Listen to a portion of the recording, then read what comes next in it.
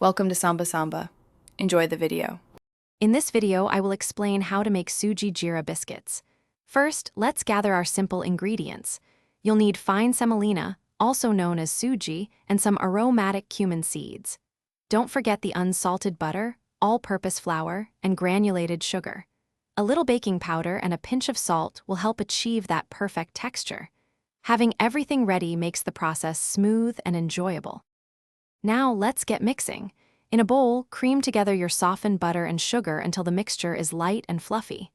Next, gradually add the semolina, all-purpose flour, and baking powder. Incorporate the cumin seeds, which give these biscuits their distinctive flavor. If your dough seems a bit dry, add a few teaspoons of milk, one at a time, until it just comes together. Be careful not to overmix. With your dough ready, it's time to shape our biscuits. Lightly flour your work surface and roll the dough evenly to about 1/4 inch thickness. Use your favorite cookie cutters to create fun shapes. Carefully transfer these cutouts to a baking tray lined with parchment paper.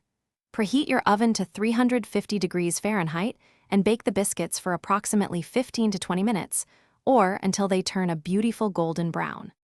Once baked, allow your delicious Suji Jeera biscuits to cool completely on a wire rack. This step is crucial for them to achieve that perfect crispness.